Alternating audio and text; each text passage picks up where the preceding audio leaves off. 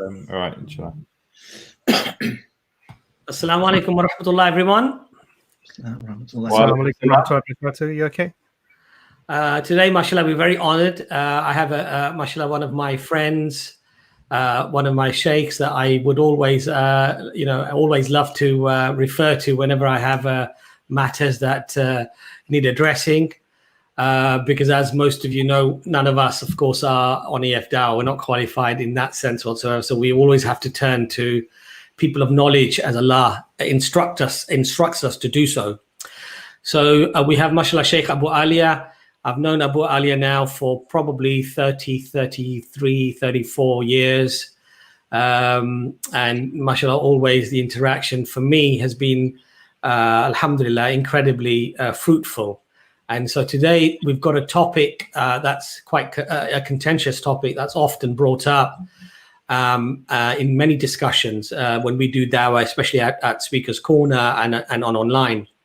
And the topic is actually evolution and the concept of evolution as it's analyzed within the Islamic context. So I'm going to, inshallah, give the Sheikh the floor to start the topic, to introduce the topic, and then we'll try to have a little bit of interaction, inshallah, afterwards. If any of you guys have any questions, do put them in the chat, and we'll see if we can get them up on the screen. So, Sheikh, assalamu alaikum wa rahmatullah. And the floor is yours, as they say. Barakallah feekum, Abbas. Allah bless you. Barakallah feekum. Okay, Bismillah ar-Rahman ar-Rahim, Alhamdulillahi Rabbil Alameen, wassalatu wassalamu ala Sayyidil Mursaleen wa ala alihi wa sahbihi ajma'in. Ashhadu an la ilaha illallah wahdahu la sharika lah, wa ashhadu anna Muhammadan abduhu wa rasuluhu, amma ba'd. Assalamu alaikum to all the viewers.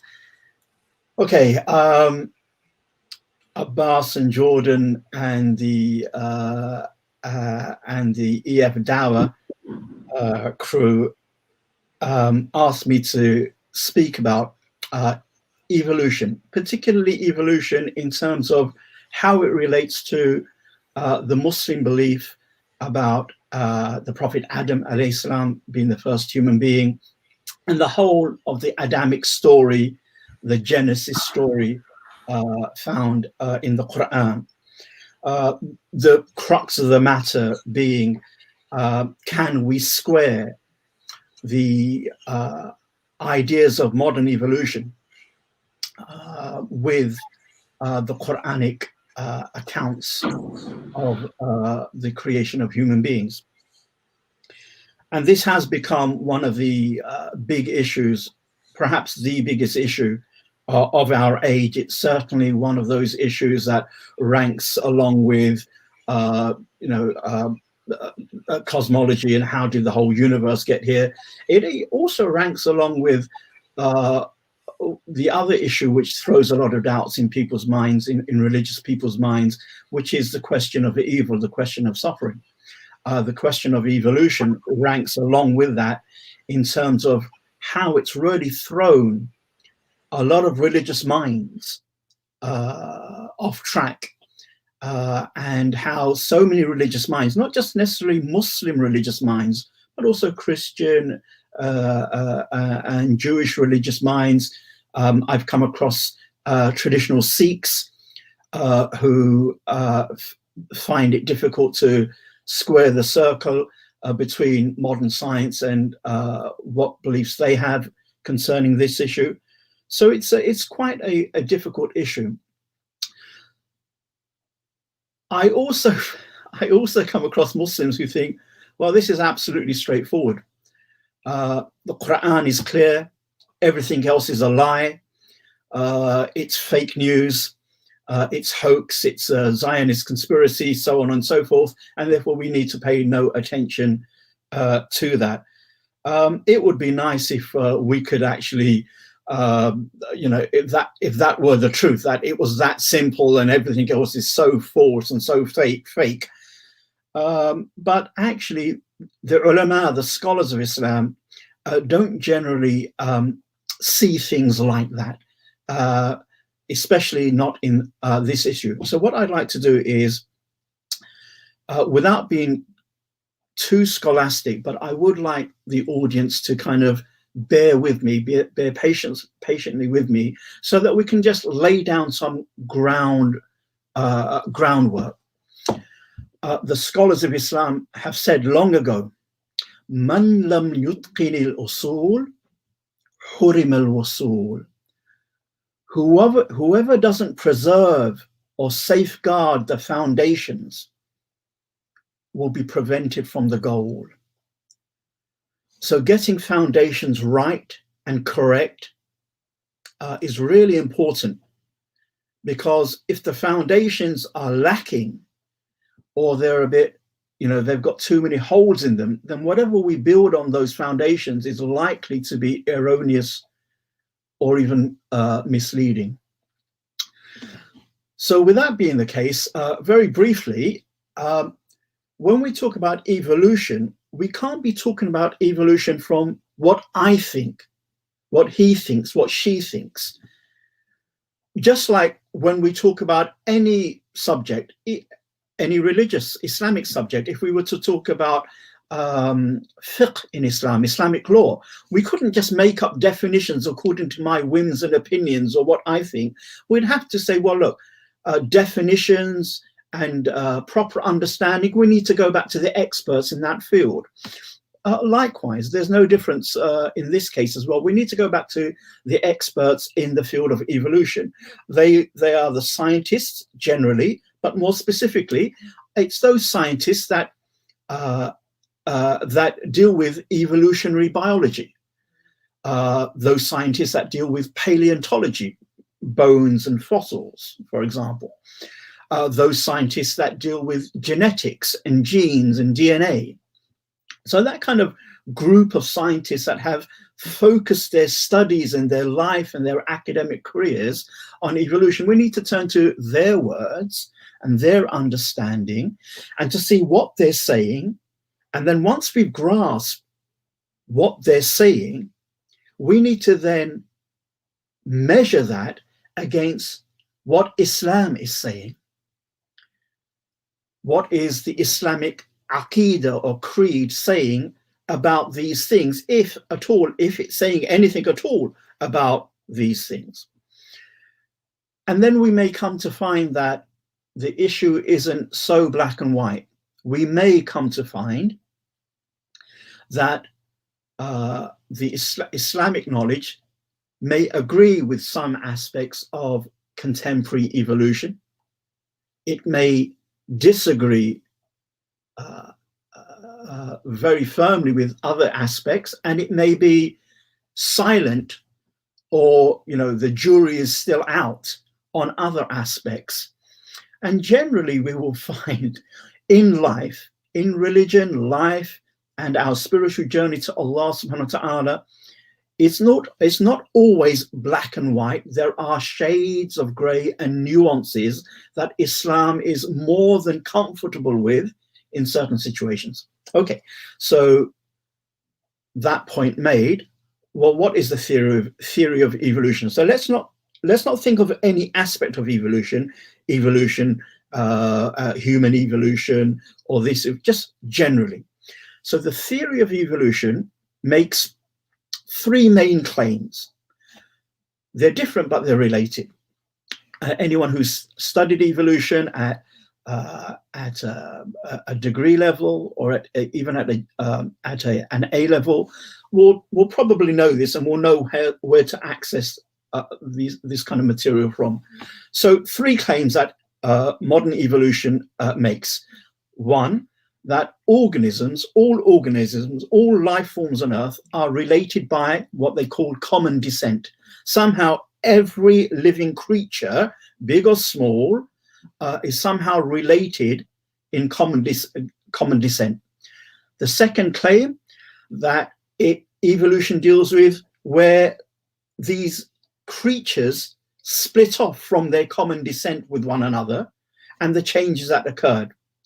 And the third thing that evolution insists is that it makes a claim about the mechanism, the way in which creatures evolved, or how the mechanism of evolution. It makes other claims as well, but really these are the three. This is the trinity of evolutionary claims. Okay, the first claim that organisms, creatures, life forms are related by common descent is a done and dusted, agreed upon thing across the board of science.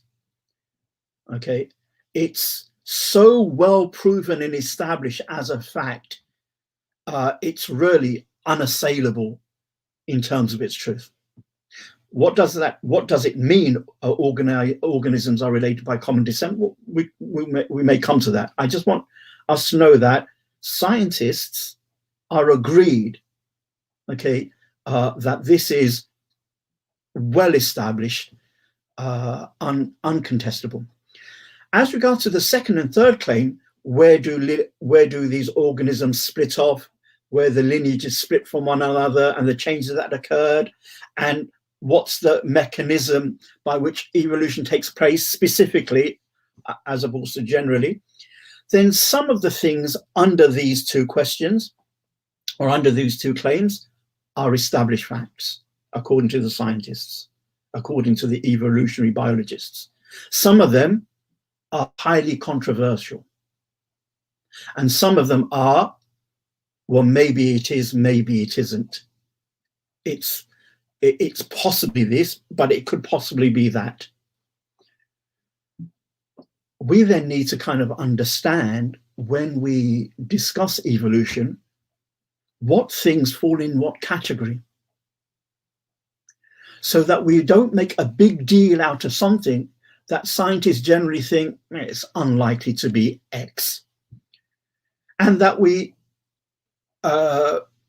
focus on things that scientists actually say, well, actually this is a hard fact, or it's probably close to being a hard fact.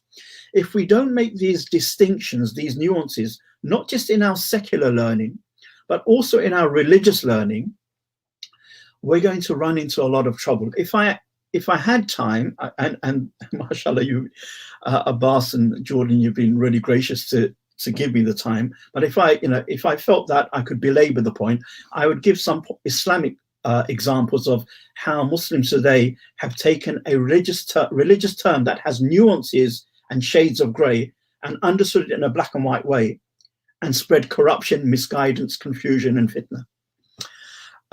So we don't want to do that in our religious learning, nor do we want to do that in our secular learning for the sake of dichotomy. So evolution is about organisms related by common descent, mechanism by which evolution takes place, and it speaks about when certain creatures and life forms split off from each other to become separate species or creatures. That's really what evolution is about. That's my first point. And my second point was that some things in evolution are done and dusted facts, some are clear-cut fictions, and some are still being researched. Okay, and that's really important to know. The other thing, the second point, which is important to know, and it's not just a Muslim problem, it is quite a generic problem, is understanding the language of science. I mean, not in detail, but just generally, especially on things that are so well known within the collective consciousness of the nation, like Big Bang, like evolution. We may not know much about science, but everybody has heard about the Big Bang. Everybody has heard about evolution. We see these things mentioned or played out on TV, movies, film, even music. And therefore, not to know what is meant by the theory of evolution, for example,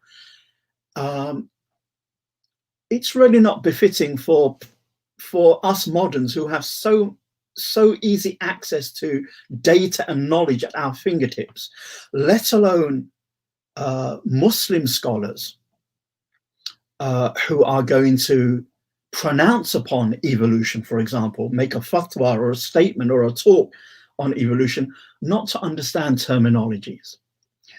So the common thing here is evolution is generally dismissed by those who want to dismiss it, because it said, well, evolution, it's just a theory. Don't they say the theory of evolution? So the theory is just a theory, therefore. And what people don't understand, or what people seem to fail to understand, is that the word theory of evolution, theory of gravity, theory of relativity, theory of the atomic theory in physics and chemistry. The word theory, when used by a scientist in science, is not the same as how you and I would use the word theory in normal everyday speech. In everyday speech, theory means a guess, a hunch, a rough idea. Okay, I have a theory how the economy is going to be at the end of the lockdown month. And I'm not an economist looking at the charts and the graphs. I'm just like a layperson. So what I mean by theory is it's a hunch. That's not what scientists mean by theory. The word theory is very precise in science. Theory in science is like an overarching explanation that describes some aspect of the natural world, that is supported by facts, overwhelming evidence, and rigorous testing. So when physicists say the theory of relativity says X, Y, Z, actually they're saying it's not just a hunch, this is a fact. This part of this relativity is a fact. This Einstein theory of relativity has been so tested rigorously, is so overwhelmingly supported with evidence, and every year there is further and further evidence to make it even stronger than it was the year before, that this is fact. So we can actually talk about the facts of relativity, the facts of quantum mechanics, the facts of the atomic nature of stuff, of matter. And likewise, we can talk about the facts of evolution overall. And under those facts, there are some things which are not so factual, not so rigorously tested, not so well established, but on the whole, it's overall factual. So to dismiss evolution just because it's a theory, it's a misunderstanding of the word theory in science. And it becomes highly embarrassing when Muslim scholars, contemporary Muslim scholars, not Muslim scholars of the past, Muslim scholars, let's say, of the last 20, 30 years, who speak about this, maybe even give fatwas about this, and they haven't understood that the word theory here is not the same as in common casual speech. It becomes an embarrassment, and it becomes a dereliction of religious and academic duty and rigor when we don't know these things. If I'm not going to speak about evolution and I never realized theory, fact, it's not a huge problem. And this is not a problem just for Muslims, it's across the board. Even I've met one or two atheists who are not kind of hardcore atheists, but they are atheists who didn't realize that, oh, when we say the theory of evolution, they thought the theory of evolution just was a hunch, a guess. So it's not just a Muslim problem. Okay. The third thing is, the third question is, and I'll be very brief about this, another reason why many of us Muslims kind of just dismiss the theory of evolution is we say, well, where are all the fossils, especially the human fossils, and where are the missing links?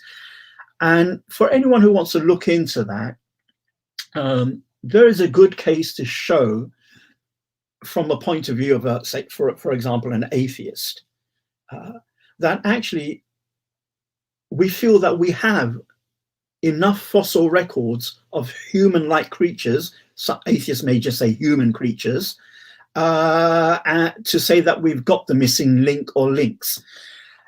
And those people who say that aren't cheating us. there's a validity to what they say. There is substance there. We may not agree fully, but there is certainly substance there. It can't just be dismissed. The other point about fossil records is it is highly unusual. I mean, it is extraordinarily unusual for any creature, small or large, to be fossilized. It's like a mini miracle that we find the fossils that we do of any creatures. Because in order for a creature to be fossilized, it has to die in certain types of mud or clay, which has a certain quality to it. And that this type of clay isn't found everywhere, isn't found at every layer as well. Most creatures, when they die, they may just decay, okay, before fossilization could set in, or they may be eaten by other creatures, or they may be ravaged by other predators. So the fossils that we have of any creatures are remarkable, even though there may be only a few, but actually, because fossilization is really rare, the conditions have to be, a number of conditions have to take place for it to happen. It's a miracle that we have the fossils that we do, generally speaking. But even if we say, well, the fossil records of human beings, especially humanoids, okay, hominids is the actual scientific term, hominids, human-like creatures. Even if we say that the fossil record of human-like creatures is pretty woeful, which is probably true. Bill Bryson, not a scientist, but a good writer, feels that actually if we went around all of the kind of museums and scientific places in the world and gathered all the kind of fossils, bits and pieces of fossils, we could fit it in a fairly small truck, all of the world's fossils. That's how few we have, especially of humanoid hominid fossils. But nonetheless, when we add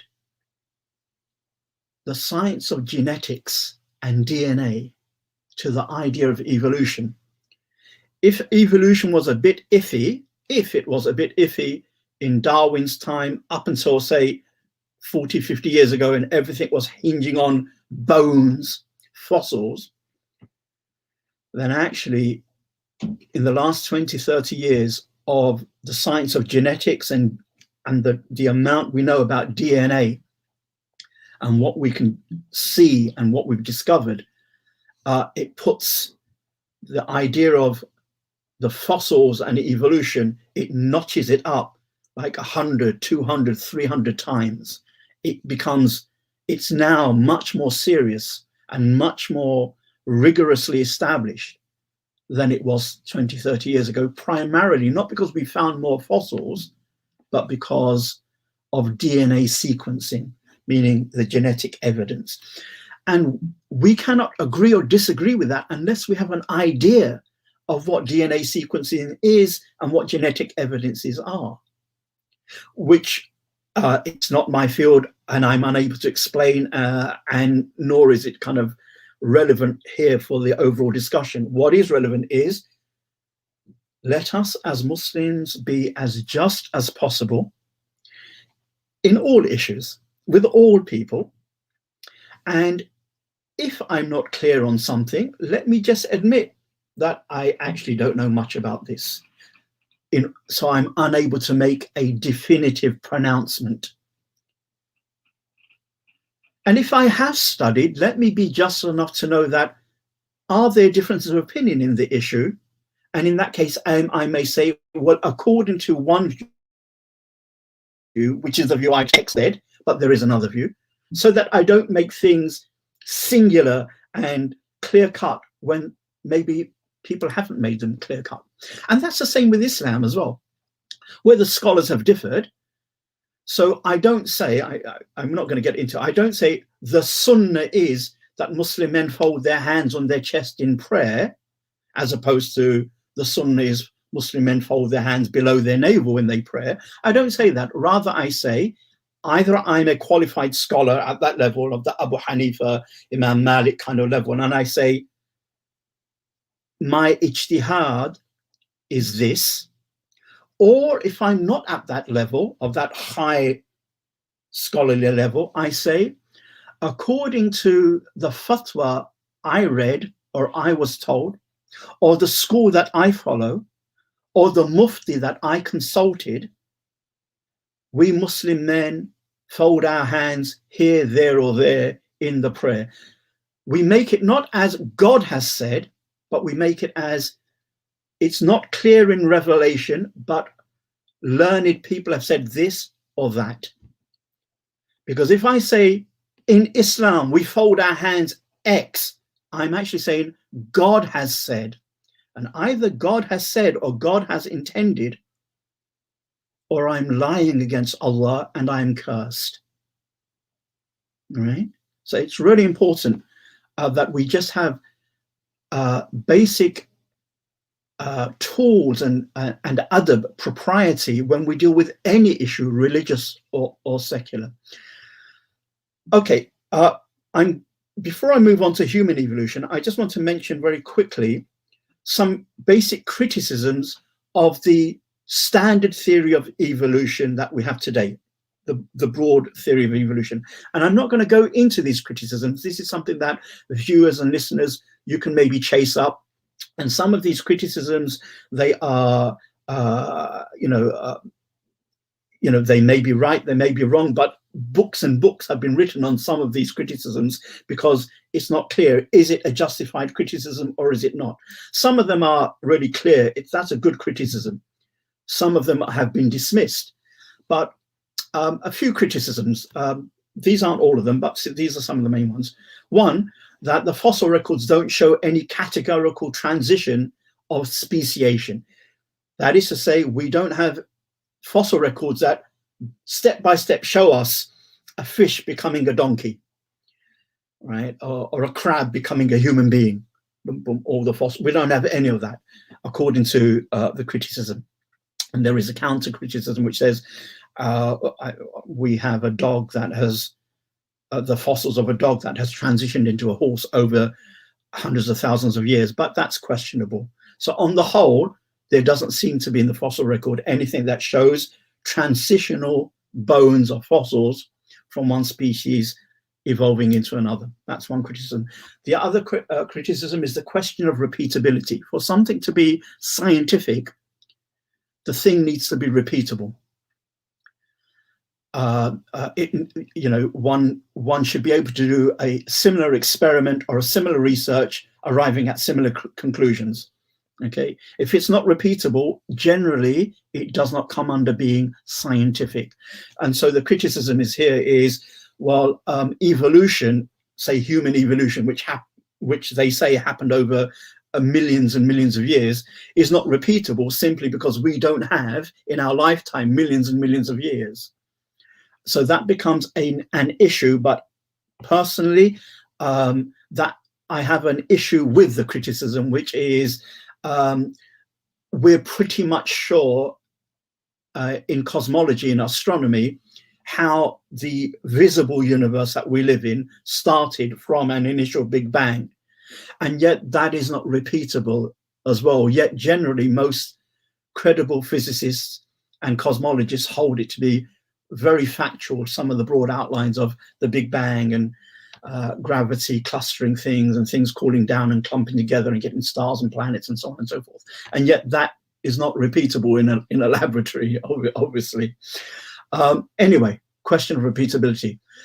There's also the issue of, are you saying that evolution, that out of just lifeless stuff, just random lifeless stuff, somehow natural selection, genetic mutation, somehow we got order, we got highly defined order and structure and consciousness?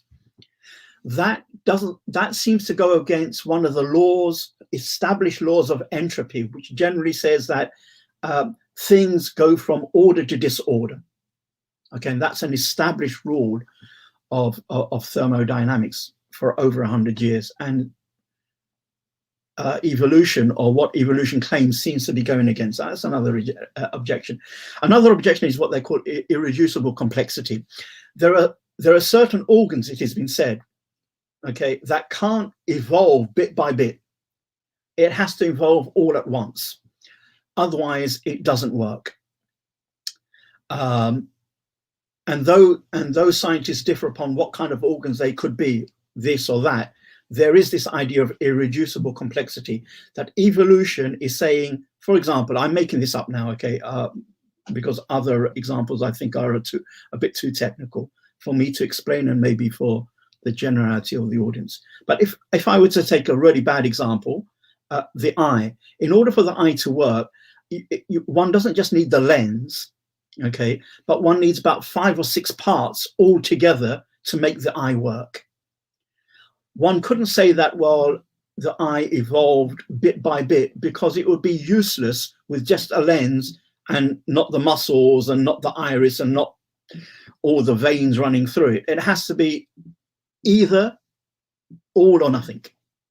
And that poses a problem for evolution. And the final one is, well, just because we are, and genetics has proven this, we are at the genetic level, DNA level, we are so related to chimpanzees, therefore evolution is correct. No, the criticism is, but we're also 50% related to bananas. In terms of DNA and genes, we have 50% that resembles bananas. Now, no one is going to claim that we somehow in our history, in our evolutionary history, we evolved from bananas as well, or we half evolved from bananas. So merely because we have a correlation, a similarity in genes, is not in and of itself a proof. That is one of the criticisms, because evolutionists use that as a proof. Okay, last point, and then I'll begin to open it up, because I wouldn't have given any Islamic answers. I would hope that Abbas and Jordan, Imran would kind of tease out the questions and the answers, inshallah ta'ala, with myself, to make it a bit more interactive. Last point. Let us remind each other of the human evolution, the standard story. Leaving alone the criticisms, leaving alone those few scientists who don't believe in the standard story of modern evolution. Let's just assume the standard story is true. Then what is the standard story? And that's what we want to compare with Islam, with the Islamic teachings. So let's get to the standard story and leave it up there. Standard story of human evolution, because that is the biggest issue for religious people, especially those who have a monotheistic, Abrahamic monotheistic roots, Jewish, Christian, Muslim, for example. So the story is like this: that about 4 million years ago, certain ape-like creatures, or ape-like hominids, the word hominid means human-like, this ape-like hominid walked on 2 legs, so is a biped, appears somewhere in Africa, and we now call that creature Australopithecus. And we have bones and fossil records to establish that. And the dating is pretty accurate as well, give or take 100,000 years that way or that way. Australopithecus, ape-like hominid, appears in Africa 4 million years ago, walked on 2 legs, brain capacity about 1/3 of our size. And there is this human-like creature 4 million years ago in Africa. They say that Australopithecus eventually evolved into Homo habilis. Literally Homo habilis, homo means man, and habilis just means useful or handyman, because this Homo habilis creature, we are told by evolutionary biology, we are told could make really basic tools from bone and stone, really basic tools for clubbing people, the old Tizer advert, for doing other bits and pieces, but really basic. And Homo habilis lived in Africa about 2.5 to 1.5 million years ago. The brain size is half the size of modern humans. So 4 million years ago, Australopithecus.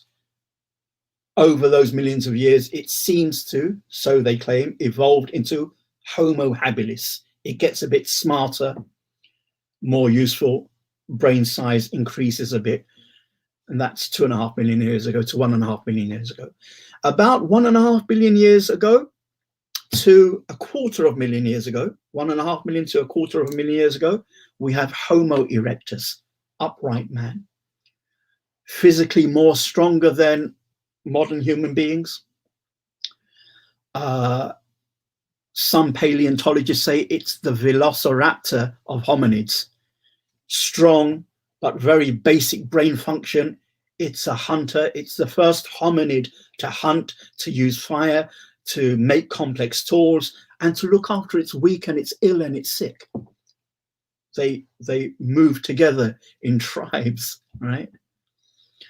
And they say that, you know, had a modern human being been face to face with one of these Homo erectus, slightly larger in body size, very aggressive, it's the velociraptor of its time in terms of hominids. It would have just kind of, anyway, it would have done what predators do.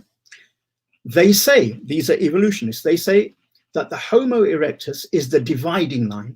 It's the cutoff line. Everything before it is more ape-like.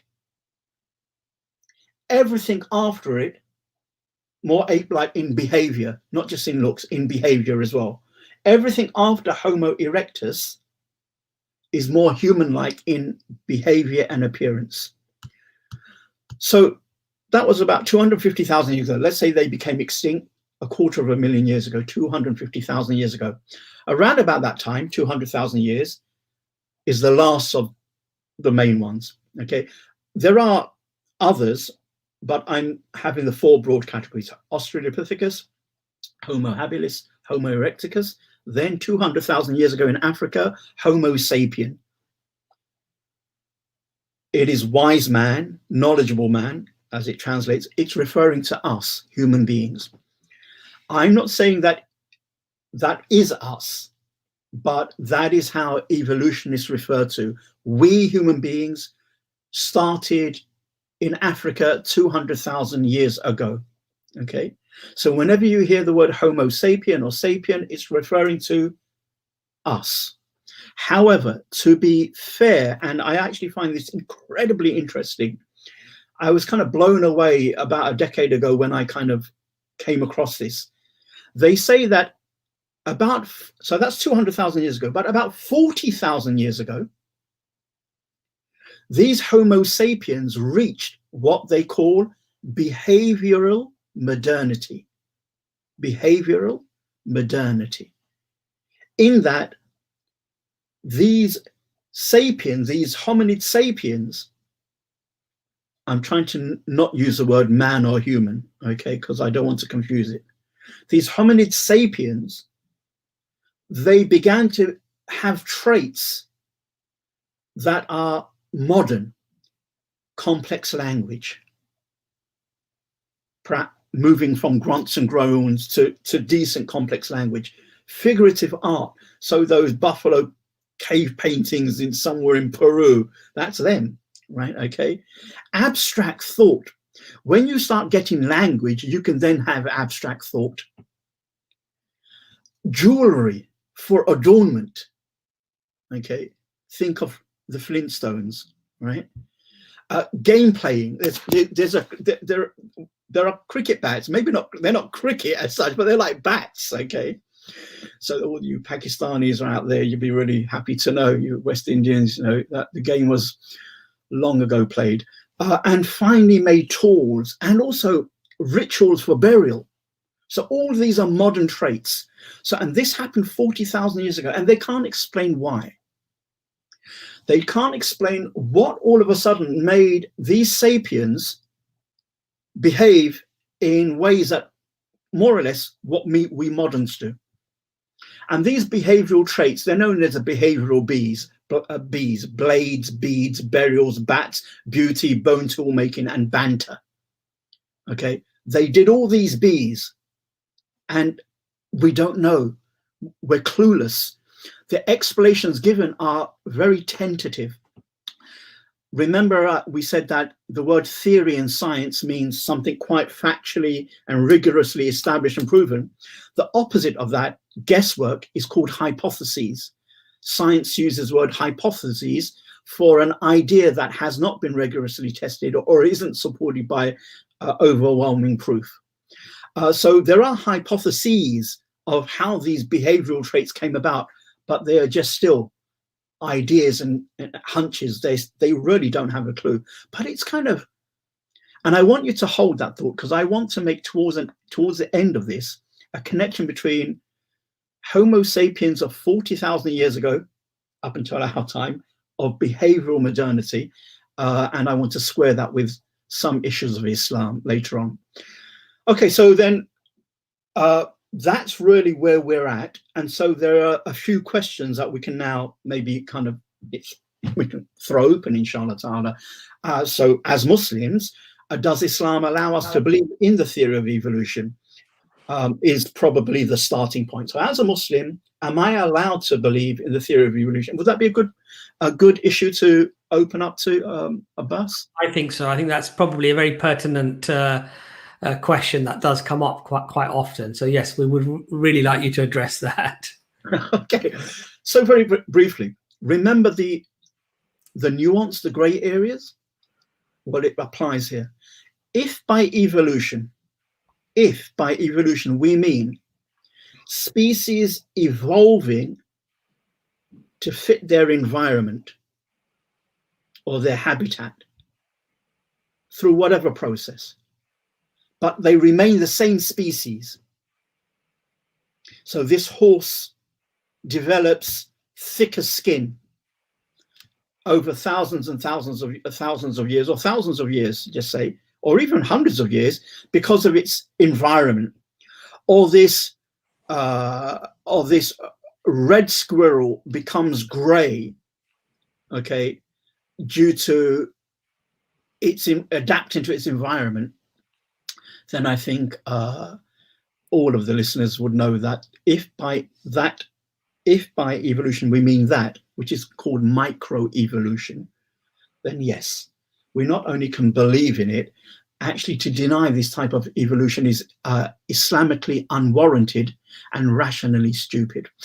The reason why it's Islamically unwarranted, because there's nothing in Islam that says you cannot believe that the same creature can adapt to its environment.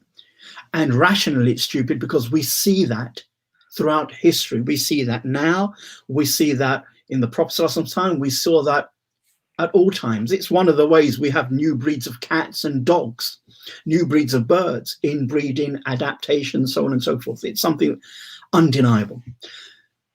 So if by evolution we mean microevolution, species adapting and changing a little bit, their color, their texture, their this, their that, having more survival traits, then yeah, and we see this all the time, and it's not really denied.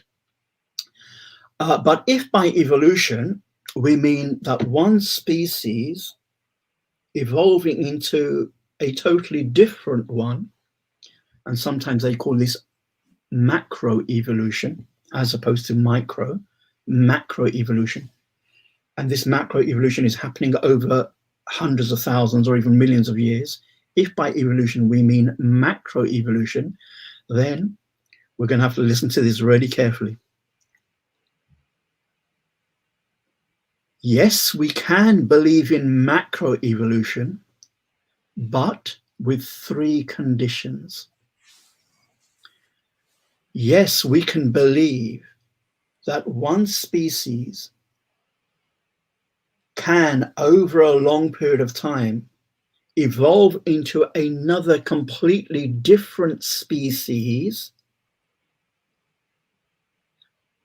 it can happen with three conditions. Firstly, that in this speciation, one species becoming another, we don't include human beings in this. That's condition one.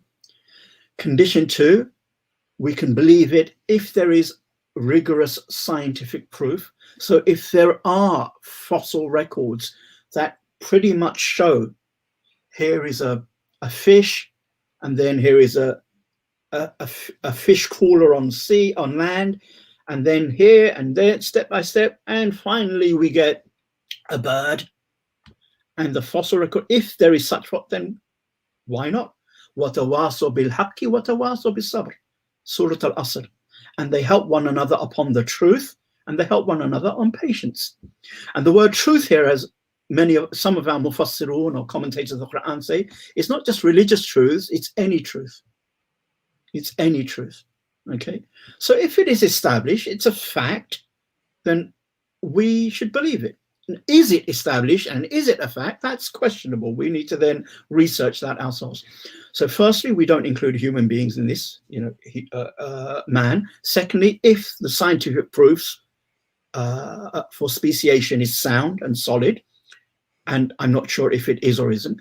And thirdly, it must be tied to the following set of beliefs. Even if let's say someone came and knocked on my door and said, Abu Aaliyah, here are all these fossil records, clear-cut proof in front of your eyes that this fish over millions of years became a horse, then I can believe in it, providing that I believe that it didn't happen just through natural selection and random genetic mutations, which is what evolution is considered the driving force. It happened by natural selection. What's natural selection? It's just there. It's just nature selecting. So is nature conscious? No, it's just nature. So they can't. But we're familiar with natural selection or random genetic mutation. I must believe that if this transition has happened, speciation has happened, that it is Allah that at every step of the way is the creator of all things. When we say Allah's creator of all things, we're not talking about just He's created Pluto and Jupiter and Earth and big things like that. And no, even the atoms that came into existence in this 2 seconds and came out of existence, and the subatomic particles that house that atom, and even breaking down, Allah is the creator and destroyer, creator and destroyer of them. Every second, every nanosecond, every blink of an eye second. So we must believe that Allah is the creator of all things. Nothing happens except by His will is a second belief we must have. That cause and effect are created by Allah and do not have independent power of their own. Fourth point, which is like the third point, to believe that cause and effect are autonomous from Allah, autonomous from God, is shirk, is shirkul asbab. It's a form of idolatry because it's giving some type of independent power to other than Allah subhanahu wa ta'ala. And rather the Muslim aqidah is, وَلَا حَوْلَ وَلَا قُوَّةَ إِلَّا بِاللَّهِ. There is no might nor power except with God. How He invests the power of fire to burn, or food to water to quench, or food to satiate, how He invests that, there's a theological controversy between Muslim theologians, but it's clear that it's Allah and nothing independent of, which would be shirk. So yes, we can believe in a fish becoming a bird, for example, if the science is solid.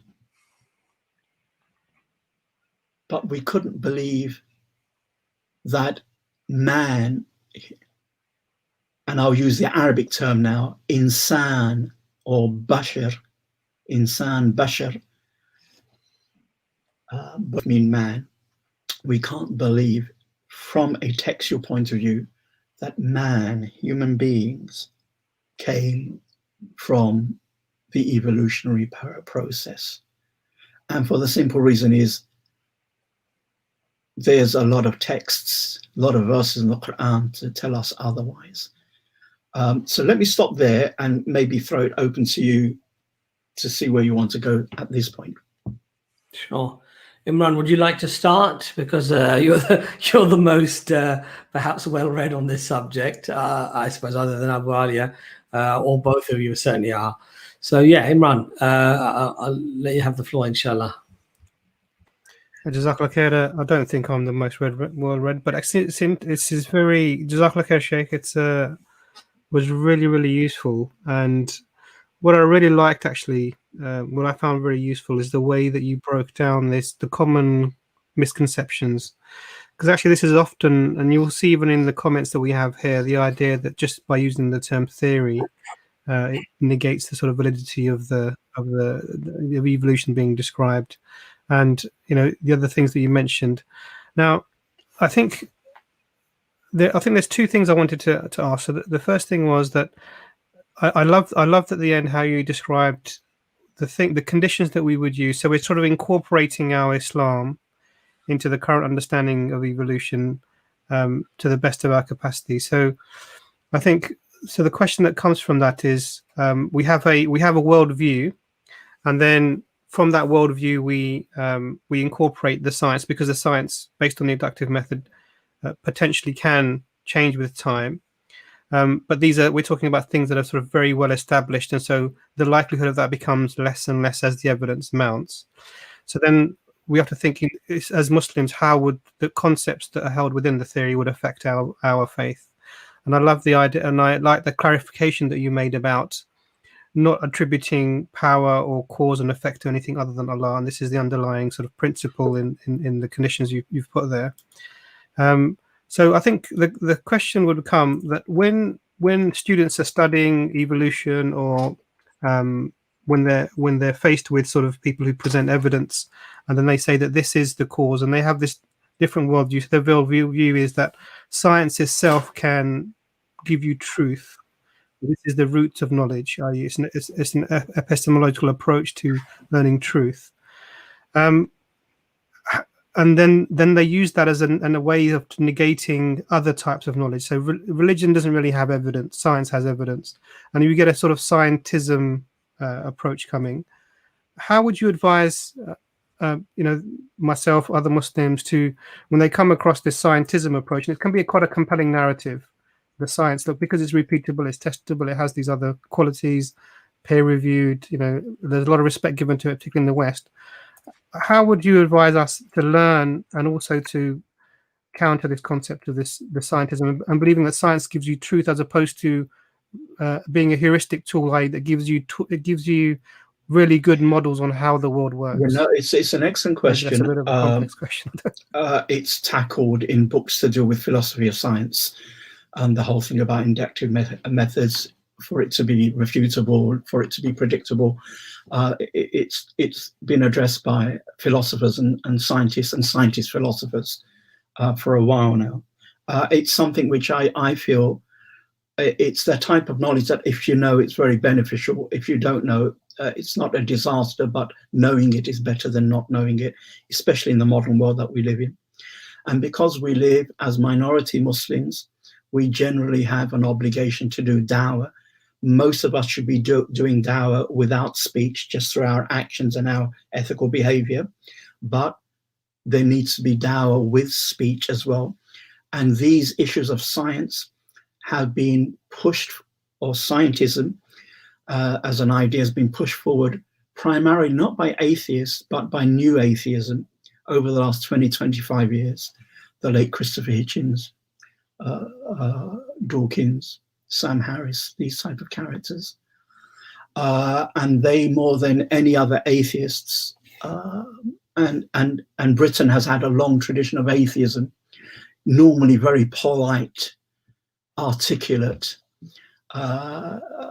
scholarly. But new atheism tends not to have much of that. So how do we deal with it? We have to accept what is right, and we have to reject what is clearly wrong, and we have to kind of And if there is something in the middle, then we be patient and we look into it.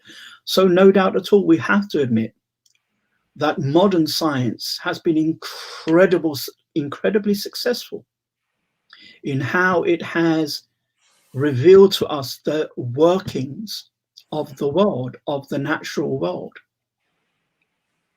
And it's done that with incredible precision, predictive power, and finesse. I don't think anyone would disagree. But to say that knowledge, scientific knowledge, is the only knowledge is highly problematic. It borders on arrogance and bigotry. For example, let's take it away from Islam, just generalize. Most people, at least in the West, believe in human rights, and in particular the Universal Declaration of Human Rights. And the first declaration tells us that human beings are all inviolable and sacred by nature and have certain inalienable rights. Go down the streets of the UK, I mean, obviously we're in lockdown, and ask anybody, do they disagree? Hardly anyone's going to say, no, I don't disagree. They'll all agree. And yet, what is the scientific proof for that? There isn't a scientific proof. Does that mean it's irrational? No, because there aren't two categories of, it's not, something is not either rational or irrational. There are things that are supra-rational, that are above rationality. This just happens to be one of those things. Okay. And this argument goes on, Hawkins, Richard Dawkins in his writings, how he trashes, as did the late Stephen Hawking, trash philosophy. So it's more or less useless, and only science is the real deal. These debates and have been fleshed out in writing and on YouTube, and people can see that.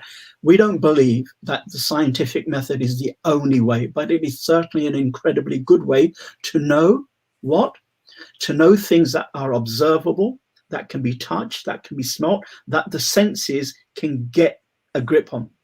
But things which are outside of the material world, then science has no way of dealing with that. It can't say, no, there is nothing. They can't say like Carl Sagan, who set me upon the path of astrophysics in 1980. Okay, so I started my degree in astrophysics in the mid-80s. And it was Carl Sagan's Cosmos that came on TV, UK TV, where he started the program saying the universe is all that there was, is, and ever will be. That's not a scientific statement. You can't prove that through science. That is a belief that he brings to his own science, but it's not something you can test by the scientific method. Okay. So when someone says there is no God, since the scientific method is an inductive method, you can't say there is no God. What you can say is, I have yet to discover any reliable proof or evidence that suggests that there is. You may say that kind of claim, but you couldn't make a definitive claim through science. It's important to know these things because we do come across atheists. Many people are getting confused. It's not that not only does science have a brilliant way of describing things, but it does something else which practically affects all of us, even if we're not scientifically minded, which is technology. The technology that comes off the back of science and the scientific enterprise and experiments. We all benefit from that. Smartphones, laptops, this, that, and the other, whatever. And we know, we marvel at that, and we know that science gave us that bit in there. It does lead a lot of people to think, well, maybe science is the only way.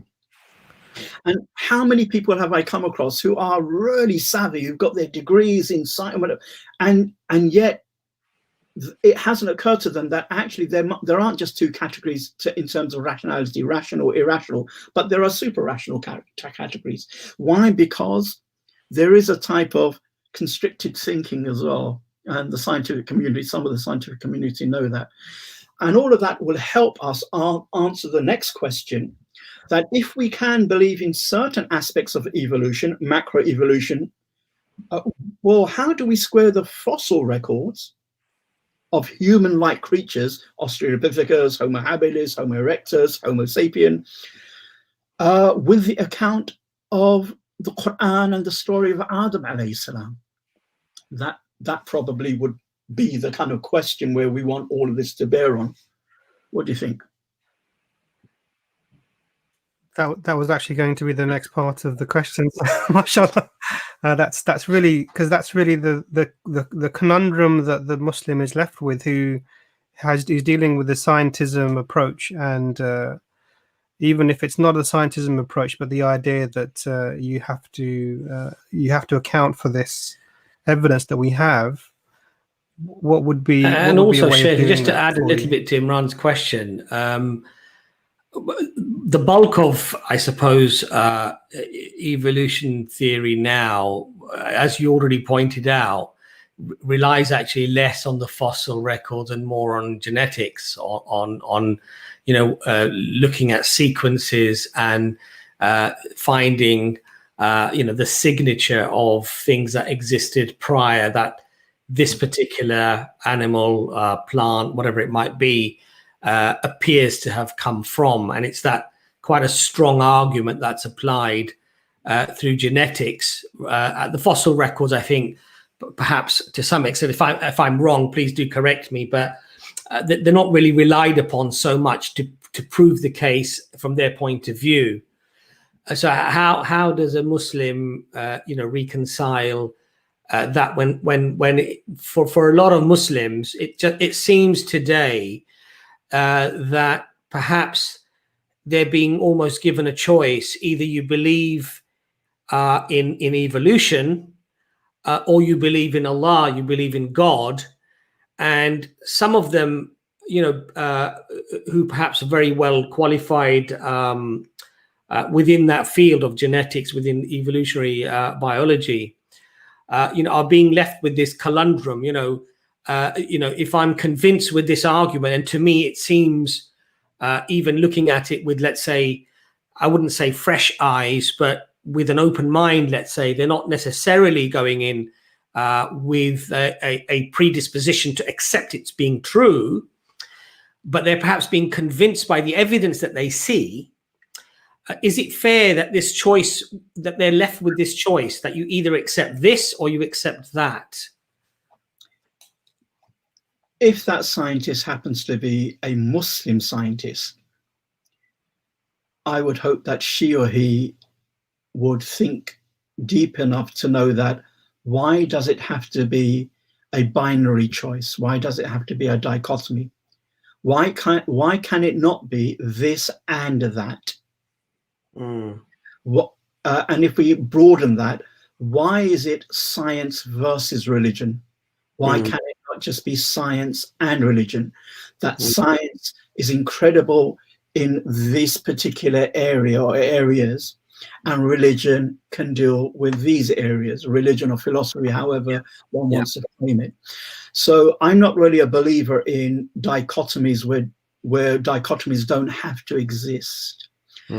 Just going back to Imran's question, and to link it up with Abbas's, John C. Lennox, he's a mathematician. He's written quite a few books on evolution and replies to new atheism. He has this really nice example of just trying to show the limits of scientism.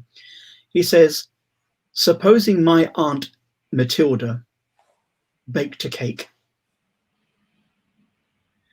and then all the scientists came to examine the cake. There were the physicists to examine how the kind of structure of the cake physically. There were the chemists to look at the molecules and the atoms in the cake and how they're moving and how soft or hard the framework might be. There are the nutritionists to tell us how many calories it has or it doesn't have. And there are these scientists from that angle, this scientist from that angle, that. And they're all writing down their findings, okay? And they present it in like a 10,000 page book. Lennox says, but would that have been the complete explanation of the cake? And he answers, no, it wouldn't. Because no matter how much you have described the mechanism of how the cake was made, the texture, the atomic structure, and this, that, and the other, you wouldn't have answered the question, why did my Aunt Matilda make the cake? You would have answered the how question, but not the why question. Science does the how question. How does this work? Okay, so science is incredibly good at taking things apart to see how it works. And religion is incredibly good at putting things together to tell us what it's about and what it means and what it's, what its purpose is. He says the only way you would know why this cake was made is if Aunt Matilda told you so. No amount of scientific quibbling could actually give you that answer. So linking it back to the question of the dichotomy. So first and foremost, we Muslims, because we believe that we have a religious tradition which is also, it takes rationality seriously. This is not Muslim philosophers saying so, just the book itself, the holy book of Islam, the Quran tells us so. أَفَلَا تَعْقِلُونَ أَفَلَا تَعْقِلُونَ أَفَلَا تَدَبَّرُونَ. Won't you reflect, won't you ponder? Will you not then ponder? And people like Fakhruddin Razi and Ibn Taymiyyah have both separately written, volumes on how aql, the rational faculty of man, is in complete harmony with revelation. Ibn Taymiyyah's book on the harmony between the two is in about 9 modern volumes. Okay, that's how serious the issue is. We should at least honor Allah's instructions to be thinking people. We don't have to be academics. When Allah asks us to think, he's not asking us to become academics and people with PhDs, but he is asking us to think and to reflect, and not necessarily to take everything just for granted.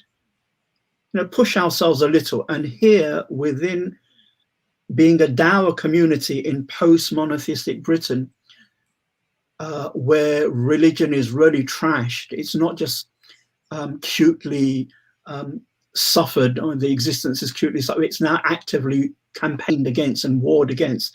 We need to up our game. For what? Not for the sake of argumentation or ego, for the sake of trying to deliver Allah's message of hope and healing and salvation to a people who don't yet know that they need it, to restore the memory of God into the hearts who've long ago lost the memory of God, right? With that kind of concern, that kind of prophetic concern, we need to up our game. And part of this is, why is there a dichotomy? Ask the question, why? Interrogate scientific, liberal, popular assumptions. Okay, maybe there is a dichotomy. Maybe I have to choose one or the other, but why? Explain to me. And if you can't, then let me ask another question. Why does it have to be like that? So it doesn't have to be like that. The verses in the Quran about Adam alayhi salam, and when your Lord said to the angels, I am creating a human from clay. O Satan, what prevented you from prostrating to that which I created with my own hands? And when your Lord said to the angels, I am creating man from clay, from form mud. When I have shaped him, وَنَفَخْتُ فِيهِ مِنْ رُوحِي, and I have breathed into him of my spirit, then bow down before him or prostrate before him. So many verses about Allah creating Adam alayhi salam uniquely. It's really hard to dismiss those verses. They're not 1, 2, 3. They're in their 10s. They're in their 20s with the hadiths. And it's very difficult to dismiss that. So Muslims generally have answered this in 2 or 3 ways. One way is, I'm not going to think about it. I'm just going to put myself in a little bubble, which is fine for myself, probably not very helpful to my children, to my non-Muslim neighbors, or to whenever I finally engage the issue and then, the carpet is pulled beneath my feet because So probably not a good way, given the situation that we lived in. If we were living 30, 40 years ago, anywhere in the world, I think we could still live in a bubble. We can no longer live in a bubble. That's one way, though, that Muslims have dealt with it. Just Allah says, khalas, which is good for salvation, alhamdulillah.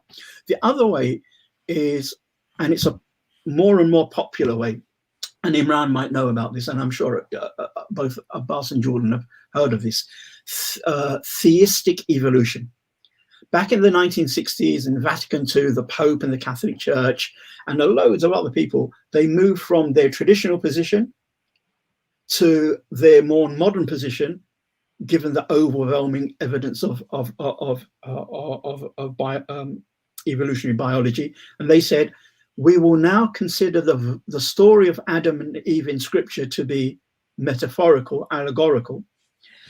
And we will now say that we believe in theistic evolution. What's theistic evolution? The belief that God made let's just still stick with life forms rather than planets and the cosmos. God made life on Earth through the evolutionary process. He wound up the evolution. He made the evolutionary clock. He wound it up. Then he left it there to unfold by itself. And he had no intervention thereafter. So how did they square it? We believe in evolution, but God started it all, not random chance or whatever. God did it. And secondly, the stories in scripture are allegorical, are metaphorical. They're not taken as, there's no really Adam per se like that, and Eve per se, and a garden and a serpent and eating from the tree that was forbidden, and you know, these are allegories and metaphors, whatever they mean. And this has proved attractive to many Jewish and Christian scientists, and is proving increasingly attractive to Muslim scientists, and also with a growing section of just the lay Muslim public, because it seems on first glance that this squares the circle. Adam and Eve is a metaphor, so we believe in it, but not the kind of overt meaning, but more of the hidden secondary metaphorical meaning. And we don't have to deny evolution. God made the evolution happen. He just wound it up, wound the clock up. He made it, and then he let it unfold. The problem about that is, I would love to believe that. When I was studying astrophysics, and this is the first time I came across that concept back in the mid-80s, and I didn't pay much attention to it, but in the back of my mind, oh, alhamdulillah, I don't have to have a problem as a Muslim. I didn't think about it. I didn't even understand its implications, but I just thought, oh, alhamdulillah, as a Muslim, I don't have a problem with evolution. I believe in theistic evolution. But actually, theistic evolution contradicts, sometimes in violent ways, actual clear-cut Quranic precepts. Remember, we're talking about this is the second of three ways of dealing with human evolution. First way is finger in the ears and don't listen to anything. Just, I believe in amantu billah, khalas. The second way is theistic evolution, which I suspect, and this is a guess from me, a hunch, if you were to poll the majority of Christian and Jewish scientists in the scientific community, as biologists, as physicists, as paleontologists or whatever, I reckon that most of them would veer towards theistic evolution. I wouldn't be surprised for that to be the case. But the issue about this is, well, firstly, it contradicts the Quran in terms of cause and effect. Theistic evolution asserts that natural selection and random genetic mutation is the mechanism. God has nothing to do, after the initial winding up the clock, with how evolution unfolds. The divine will may have had an end design, but actually the process is God isn't there. When they say natural selection, random mutation, they mean by this autonomous cause and effect away from God. That's how it's understood in the scientific literature. And as we've said, that is shirk, that's clear kufr. It's not permissible for anyone Muslim to believe it. So to believe theistic evolution as it is expounded by its advocates, just on that principle alone, it would be against Islam. It would be forbidden. But there are other problems with it. Let's take the issue of metaphor, allegory. You know, if there was only one verse in the Quran, and let's say no hadith, and just one verse, and God created Adam and Eve in this garden of absolute peace, full stop, and there's nothing more about it, maybe that's, you know, according to the Arabic language, that could be a metaphor there. Maybe Adam refers to the human species, maybe Eve, the female part of it, and maybe the garden refers to the fact that God wants us to live harmoniously. But all of us know, and many, if not most Muslims are aware at some level, that the Quran goes out of its way. It bends over backwards to describe the Adamic story in so much detail in this chapter, in that chapter, in about 7 chapters. And then it goes out of its way to use, and Adam was made, so for example, Adam was, and he created him from dust, Surah 3. He created him from clay molded mud, Surah 15.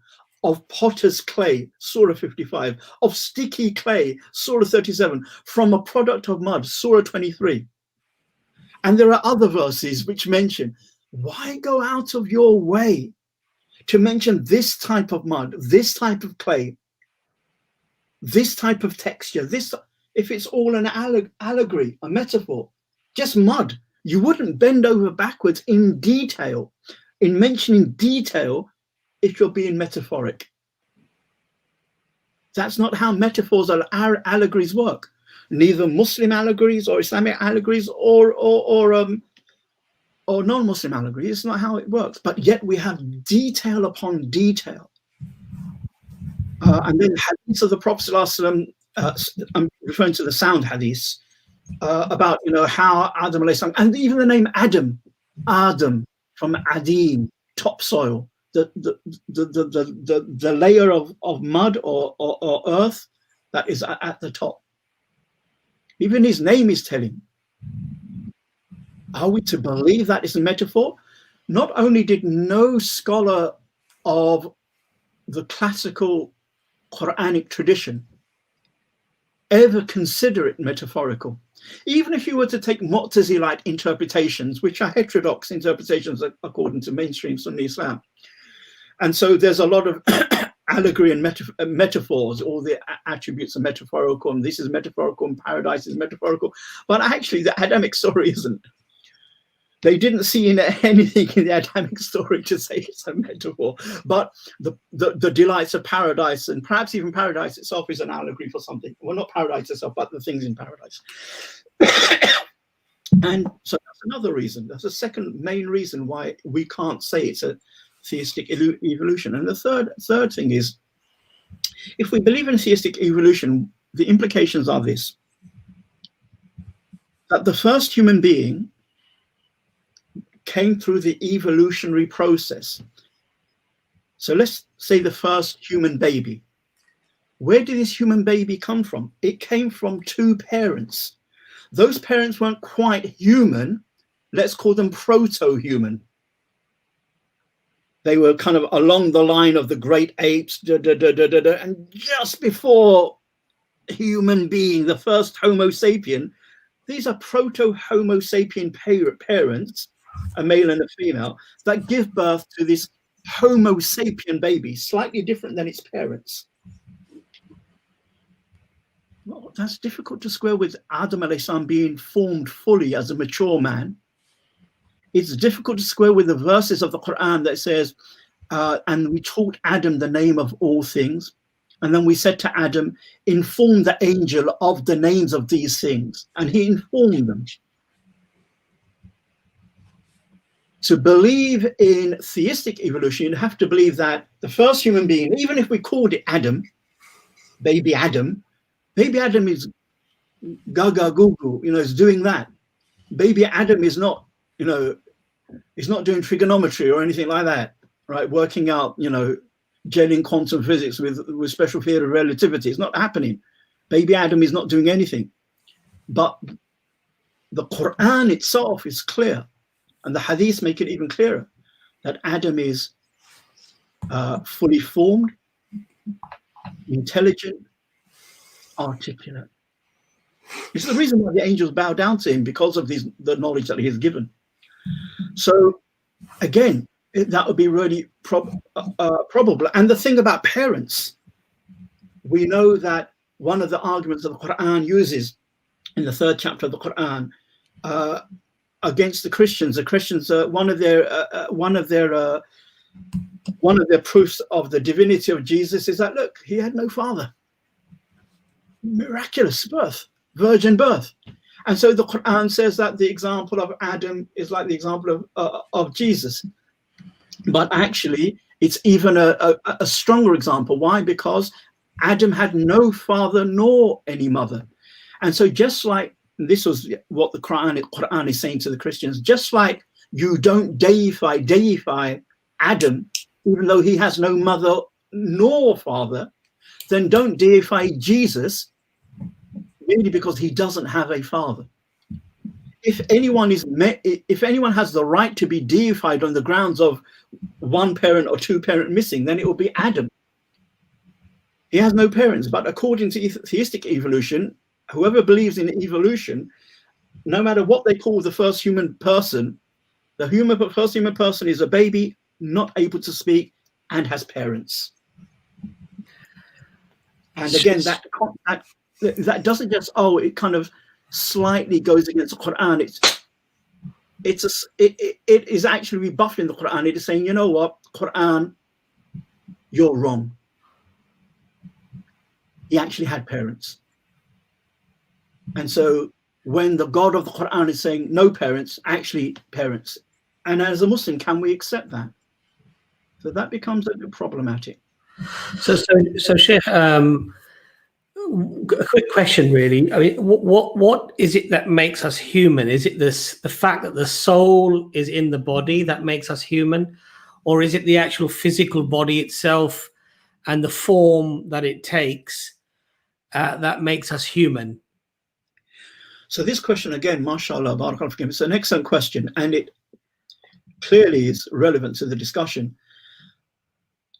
The classical scholars of Islam don't come out with all of their cards on the table about what defines a human being. But when we look at some of their writings, we do see certain common features. One is the outward physical form is one of the best suited for the task that humans are meant to do, both earthly and spiritual, religious tasks. And then the other two, a knowing heart, a heart that can know God, right? And that heart is synonymous with ruh, with a spirit, okay? At the higher level, people like Al-Ghazali and others, although there's some disagreement here, consider the qalb at the higher level, the spiritual heart, to be the ruh, to be that spirit. And so there is a spirit. So sometimes you might read in Ghazali that when the Prophet got angry, he got angry from the point of view of his ruh. It was the spirit that animated his anger for God, not his ego. Normally when I get angry, even if I think it's for the sake of Allah, it's probably more ego driven than it is ruh driven. Okay, when Umar radiallahu anhu was strict, Umar radiallahu anhu, and that becomes a justification for me to wag my finger in giving Islamic lectures and telling people off and being harsh and frothing at the mouth. When he didn't froth at the mouth, but when he did take on that more jalali persona, it was from the ruh, not the ego. But when we tend to do it, it's nafs, right? It's not ruh. Yeah. So they say ruh, the jism, the jasad, the outward physical form, the ruh, and the aql, the intellect that can perceive in ways that angels can't, and a knowing ruh or heart that can fall in love with Allah in the way that angels can't. So Sheikh, the reason why I asked you that was because we're told that obviously this body in the grave will rot into insignificance. It will become dissolved worm food, basically. And that we're told that in Jannah, we will be given a new body, a new clothing for the soul, as it were. And everyone will be much younger. They will actually be much more beautiful to their spouses than they are here. Thank God, alhamdulillah. So what I'm saying is that's why I was sort of asking you the question. Would it be theologically problematic if somebody said, okay, so we've got this genetic, genetic sequence of events happening, and you've got these humanoids, like you said, and what have you, and when God decides that this particular Adam and Eve, Hawa, this creation are now going to be fully human, and then the soul that Allah created is inserted in them to make them human, as it were. I'm sort of pulling at strings, but I'm just saying, would that be theologically problematic, or is there some explanation or room that could accommodate that type of thinking? It's this precise question, and the way that you've articulated it, barakallahu feekum, is something that I've kind of been thinking about and have been asking my teachers, or a few of my teachers, about for close to about 18, 19 years now. Most of the time, it's a case of possibly, I don't know, maybe. And the more I think about it, so now this is not fatwa, this is not theological, this is my own thoughts, opinion. It's not opinion that I hold rigorously, it's an opinion that I hold tentatively based upon my theology. Remember the behavioral modernity of 40,000 years ago? Yes. I was going to ask you about that, actually. Yeah, so let's bring it in with your question. Well, what you're suggesting, I think that as far as I know, and Allah knows best, I'm not aware of anything from Islam's theology that negates holding this view. What view is this? That, and I'm going to add some extra to, so I'm going to spice some of what you said, spice it up a bit. Just don't mention cake, because you're making me hungry. Just don't mention anything else, but not cake, because that's my nemesis. I'm going to build upon what you say and add a few more nuances. Perhaps it's a case of you have these hominids, okay, Australopithecus and this, but they're not human in the sense of how we are human, because what they lack is the ruh breathed into him or insuffused into them. It's the ruh when it's insuffused into the physical body of Adam alayhi salam that makes him God-knowing, intelligible to beyond the rationality of cats, dogs, and dolphins and chimpanzees. And then they're ordered to bow. It's after the ruh. So it's possible. And I'm going to quote from C.S. Lewis, author of Narnia, but a great Christian apologist of the mid-20th century. And he has something which I think could answer the question, at least for me, tentatively. And I know nothing from Islamic theology which contradicts this. So he says, for long centuries, I'm reading, for long centuries, God perfected the animal form which was to become the vehicle of humanity and the image of himself. He gave to it hands whose thumbs could be applied to each one of their fingers, and jaws and teeth, and a throat capable of articulation, and a brain sufficiently complex to execute all of the material motions whereby rational thought is incarnated. That creature may have existed in this state for ages before it became man. It may even have been clever enough to make things, but it was only an animal, because all of its physical, its psychical processes were directed to purely material and natural ends. Then, in the fullness of time, God caused to descend upon this organism a new kind of consciousness, which would say, I and me, and which could look upon itself as an object, which knew God, which could make judgments of truth and beauty and goodness, and which was so far above time that it could perceive time flowing past. To put an Islamic tinge on that, perhaps these other hominids lacked the ruh.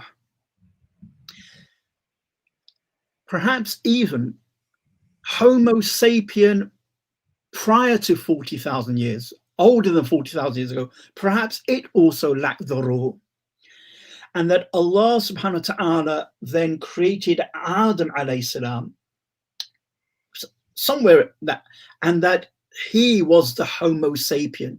It was a divine intervention that caused Homo sapiens to become modern in their behavior, such that primarily they could have a heart that knows God, a ruh that can connect to God. They were more than material, physical creatures now. Perhaps that. There's nothing that I know in there to contradict theology, but there is nothing in the text that say that is correct. So it could be held as an opinion tentatively, but it could never be asserted as tafsir or theology. It could be asserted, it could be claimed as possible theology, but it could not be asserted as absolute theology. Why? Because the texts don't confirm or deny it. But it is an excellent way of squaring the circle. If someone says, why would God intervene? Well, why not? You know, that's a question. It's a dead-end question because we can't answer it. It's, you know, it's not that it's irrational or rational. It's just like, you know, God knows best. You know, it's a bit like why did God make those hominids with 5 fingers? Why not 11 fingers or 7 fingers? It's not a question that we ask. Yeah. So it could be. And the beauty of Islam is people have yet to find a single scientific fact that contradicts the Quran. The Quran is remarkably free of scientific contradictions or things that contradict science. That is not to say that the Quran is a book of science. I'm just saying it's remarkably free, given that it's 1400 years old and it was revealed in a pre-modern age, before modern science. That modern science is from Newton onwards. Okay, so it's. I mean, one of the things, Sheikh, also which is quite remarkable is that, and going back to the reference for the 40,000 years ago, and how man suddenly becomes, you know, this modern man, aware of language and aware of things and aware of God. And in fact, Sheikh, you will obviously be able to quote it much better, but when the angels are asked about the nature of things, that they say, we have no knowledge, all knowledge is with you, my Lord, with you, Allah. And then Allah says that he teaches Adam the nature of things and then asks Adam about their nature. And so Adam is able to now, you know, explain the nature of things. And so it sort of fits very nicely with what you're saying about the 40,000. True, mashallah. If we were to then add to that, going back to that, those verses in Surah Al-Baqarah, which starts, Allah says to the angels, Inni ja'ilun fil ardi khalifa, that I'm going to set upon the earth a custodian, a caretaker. And they say, will you create someone who will shed blood therein and cause corruption, whilst we do glorify and hymn your praises. And God says, I know and you do not know. Yeah. And then he teaches Adam the names of all things. In that verse, how is it that the angels who don't have free will, whose whole vocation is just to praise and glorify and serve God, they can't disobey? How is it that they say that, will you create? Now, Allah's created Adam, or at some level, some stage of the process.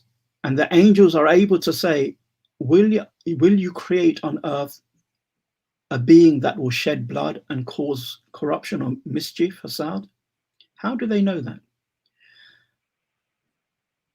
They could have only known that by making a comparison between Adam and who was already, and these things already on earth. Mm. The beings already on earth somehow resembled Adam enough so that a comparison could be made in terms of mischief and bloodshed.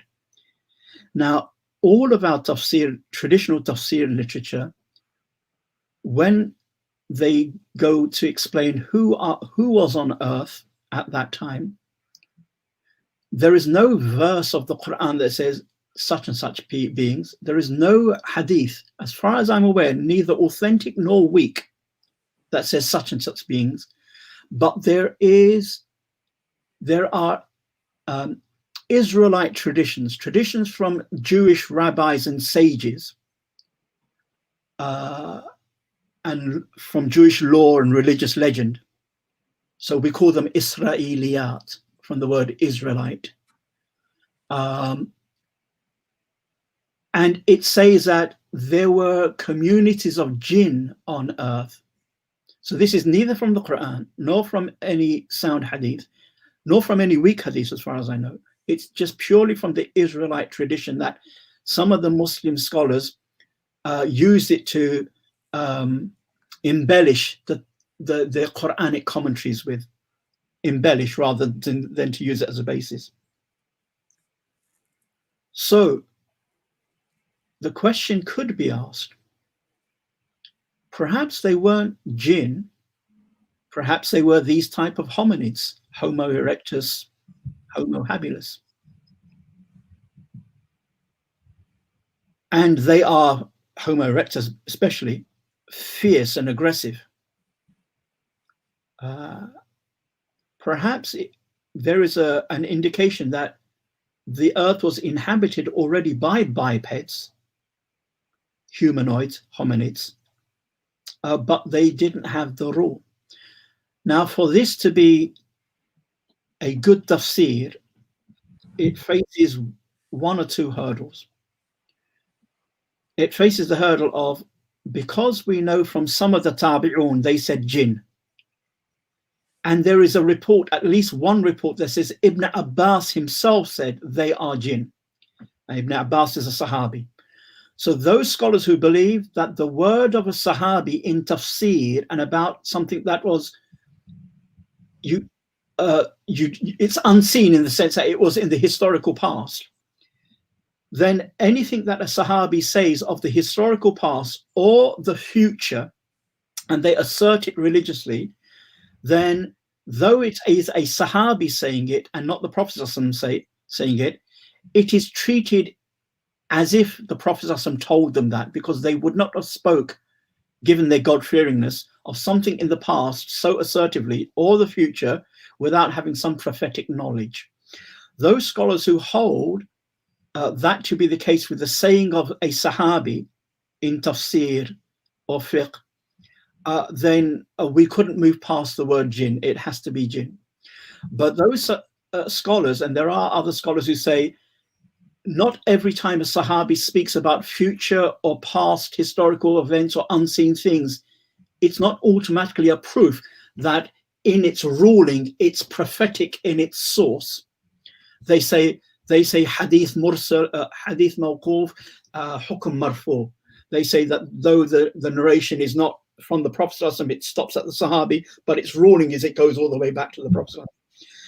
This group of scholars say it's not always the case that we have to treat it as prophetically inspired, because they point out, it's in Tafsir Tabari, and the chain is Sahih, that Ibn Abbas said that the earth is carried on the back of, and I can't remember the names of the creatures in order, but it's on the back of a whale, and the whale is on the back of a huge turtle, and the turtle is on the back of a huge fish, and the fish is on the back of, and there's quite a few, and that's Sahih from Ibn Abbas. But if you ask most hardcore scholars, is that what we should believe? They're saying, you can turn the page on that, Abu Aaliyah. So if one can turn the page on that, perhaps one can turn the page on it was jinn, and maybe say it was hominids of an aggressive nature. But this is again tentative, but it is interesting that the angels do recognize that there is some creatures that resemble Adam. So it shouldn't be too difficult for Muslims to imagine that the earth was populated, or at least some sections of the earth were populated by human-like creatures. Just like it shouldn't be so difficult for Muslims to believe that the earth, or at least human beings on it, are older than 5,000 years old. Okay, given that there's a hadith in the Tirmidhi that Allah sent to the people of this earth 124,000 prophets and messengers.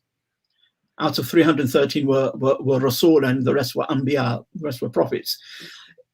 124,000, if you say like 2 prophets a year, that's still 62,000 years, right? If you say 10 prophets a year, at least that's 12,500 years. So we shouldn't have, and the Quran doesn't say the earth is this old, human beings are this old. There's nothing solid, nor in the hadiths. So imagining the human beings to be 40, 50, 60, whatever thousand years old isn't a huge textual problem for us. And to believe that there might have been human-like creatures in some way that resembled us is also not a huge problem textually for us. I've got one last question, but I haven't given Jordan or Imran much of a chance to come in there. I do apologize. So if you guys have a question, please do, ask it. Otherwise, I'll probably ask my last question, because we did agree to 1 hour, and mashallah, we're at 1 hour, 40 minutes, alhamdulillah. Oh, really? Subhanallah. Subhanallah. So do you guys have a question at all? Or I do, but I wanted Jordan to ask something if you had anything in mind. Yeah, I think a lot of the questions I had, mashallah, was answered sort of along the way, and I kind of feel like I'm at school. It was Mashallah. yeah, mashallah, yes. Actually, it kind of made me think to years that we didn't go to school, where there used to be a stick and a cane and everything like that. Alhamdulillah. I didn't experience that, mashallah. I think everyone did. But yeah, I think when I think back to my school days, when I think back to my school days, I definitely, and this is something obviously in converting to Islam, I remember evolution being in my head a real fact. I even remember thinking about having a tailbone. And I used to say to people, I've got a tailbone, so these are reasons why, that these are left over from our ancestors and things like that. And I think there's always been that differentiation between having evolution and science, and the two were never compatible in my mind growing up.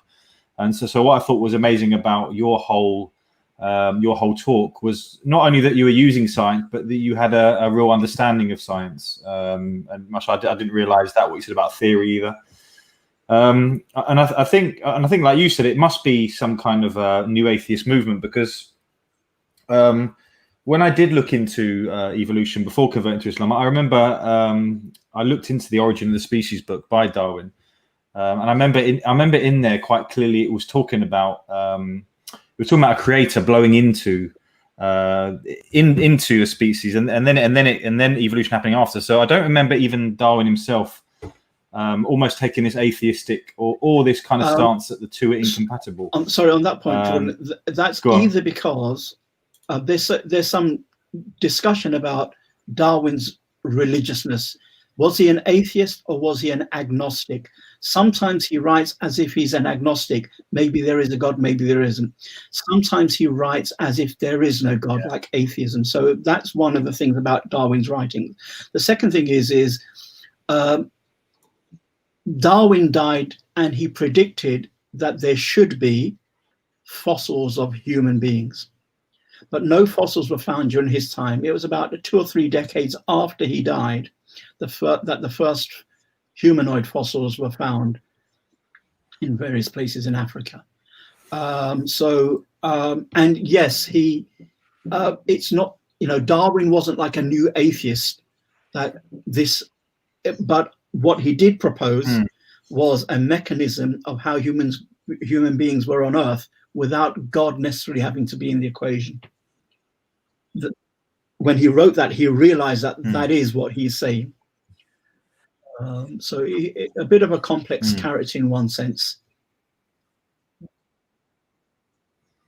Yeah, and interesting. And like I said, I think the point that I wanted to make was it's not part of this new atheist idea that the two are incompatible. It didn't appear to be. Absolutely. And this new atheist dogma, and it is a dogma. It's just hardcore, in-your-face dogma that the two are incompatible.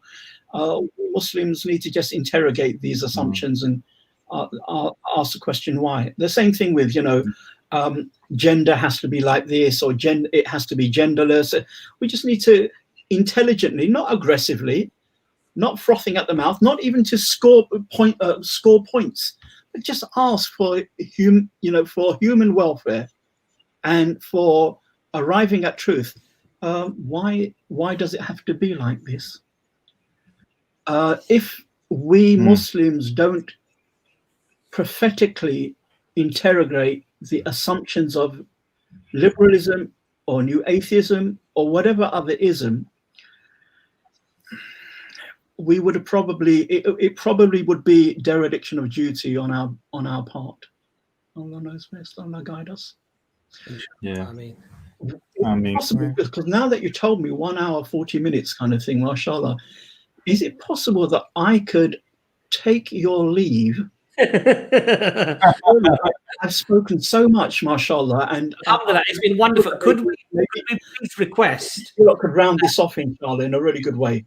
Can we, inshallah, do request before you do that you come on again, inshallah? Maybe we touch on certain other points, and there are, mashallah, so many other topics that we would love to talk to you with, inshallah, about.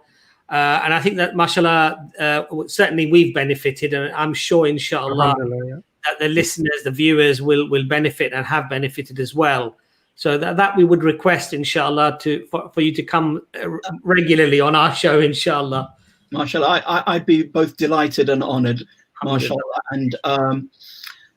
And I know, as Abbas said, we've known each other for over 30 years, and Abbas is always generous with his words and his behaviour, mashallah.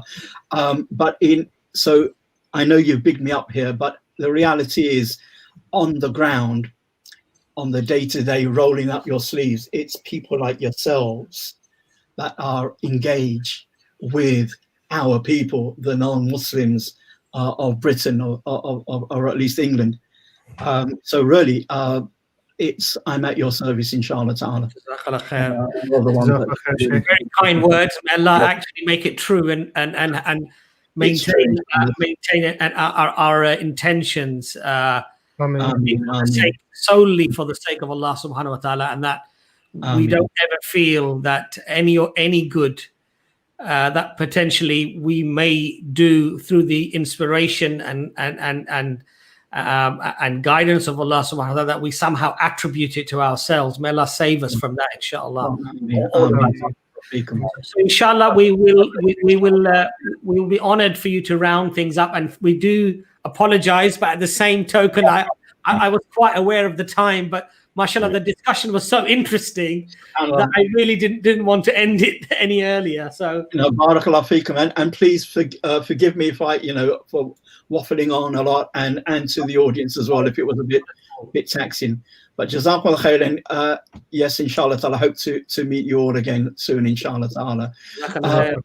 Jazakallah khairan.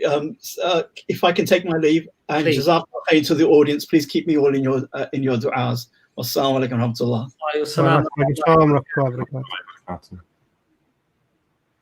So, mashallah, that was really, really interesting. I thoroughly enjoyed that, actually, it was, and I think it's very, very refreshing, actually, that we don't have this polarized view of everything. That there are grey areas, and that I think otherwise, what we force a lot of people to do is to make that polar, opposite decision. Either it's God, Islam, or it's evolution. Pick your choice. Make a choice.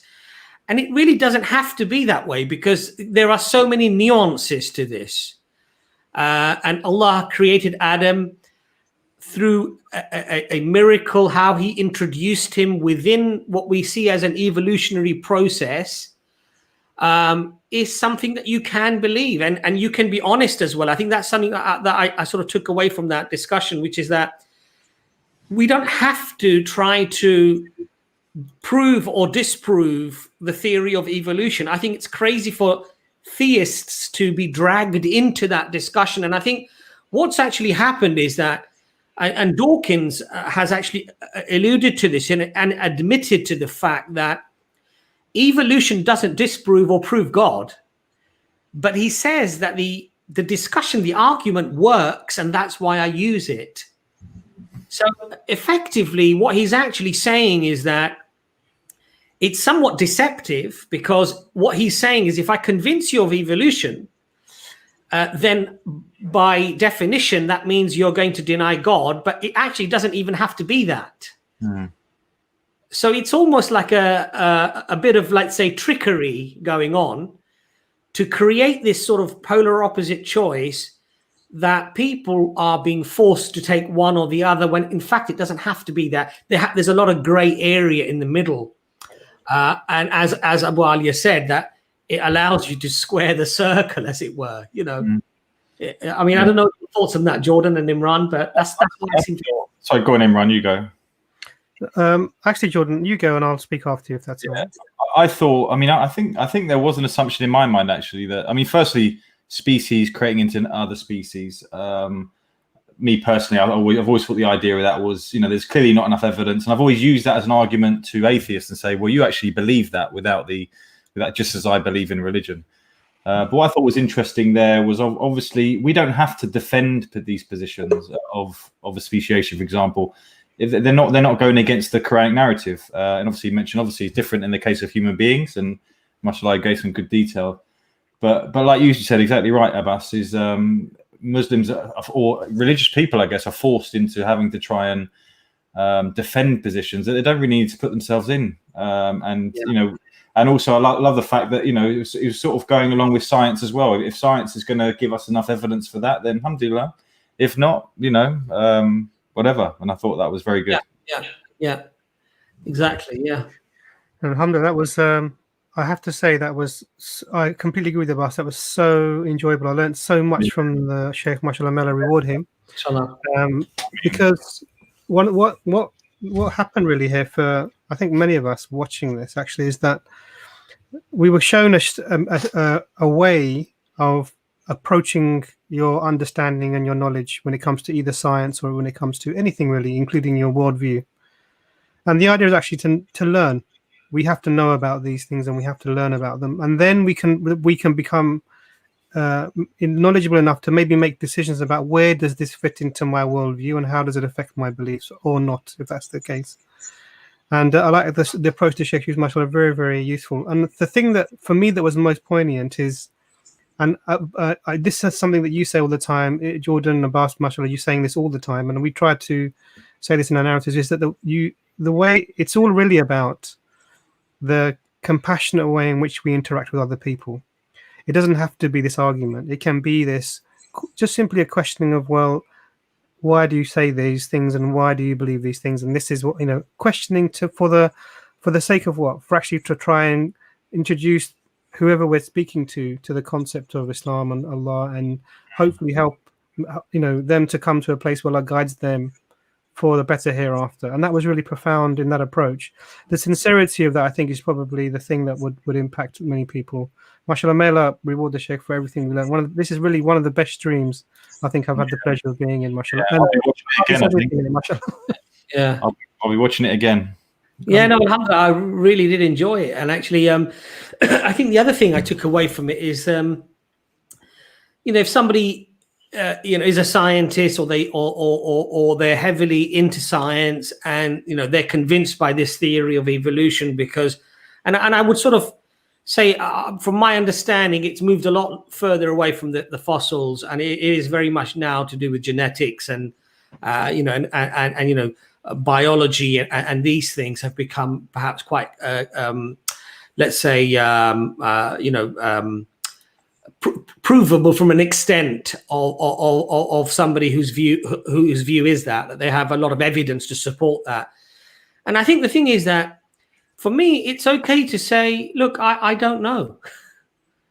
We believe that God created Adam, how he introduced him within that process of evolution. If evolution is fundamentally the most convincing theory out there, when we look at the biology, when we look at the genetics and what have you, how God introduced him within that framework, a miracle, is not something that science can prove or disprove, because science is only going to look for a naturalistic explanation.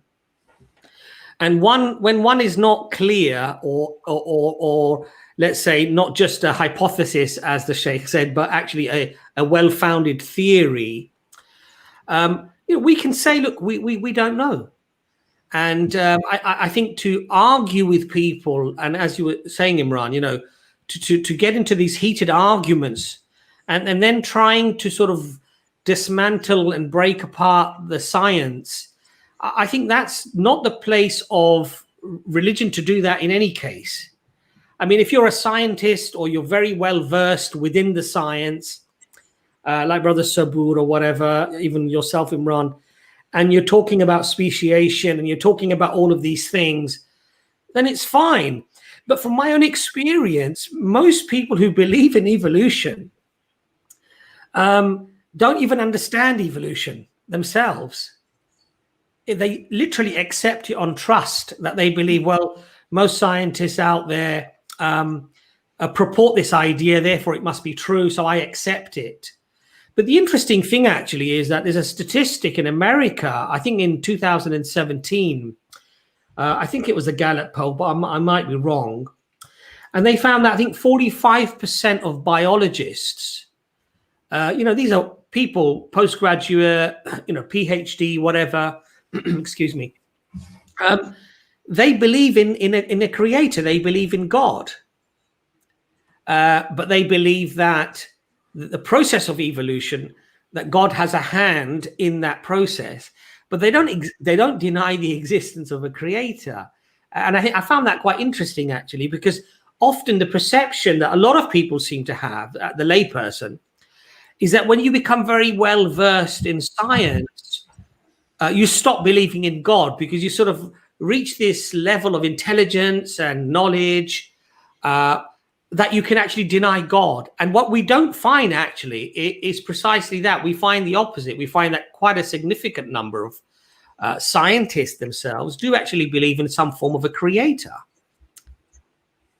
No, I understand. But the really important thing, I agree with you that we don't have to undermine science necessarily in our discussions, but the thing that was really important that the Sheikh alluded to right in the beginning was there's a tendency for people who use science to try and promote their argument against theists, whatever they might be, Muslims, Christians, whatever they might be, is that they divorce the science from the philosophy of science. And the philosophy of science is the foundation on which the science is built. It tells you how you can use the science, what it's based upon, what the limitations are. And when they do this, then it becomes almost like the science is followed blindly, and you think this is the only way to learn.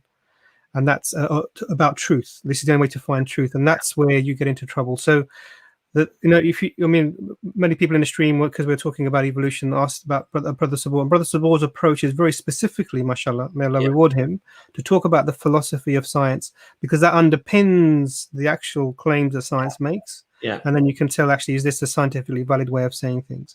And I think really, for me, I think what I learned from personally, mashallah, I learned lots, but really I need to also have this approach, mashallah, the Sheikh used. I think we need to up our games, as the Sheikh was saying, that we need to improve our knowledge. And really, if we do that and have an approach of trying to then, in an honest way, look at our own beliefs and learn about our own understanding about a particular topic that science maybe mentions, then we can get to that stage of really combining them two together in a really authentic way, so that we can move forward. And mashallah, may Allah reward the Sheikh for his time. I mean, he only planned to do an hour, inshallah, mashallah. No, mashallah, he gave us a lot more. And I think that we were honored for that. I must say, though, with Jordan, you know, I've always thought with those big muscles, there must be some gorilla in him, you know? Homo erectus, whatever it is. On that note, I think we can, inshallah, say salam to everyone.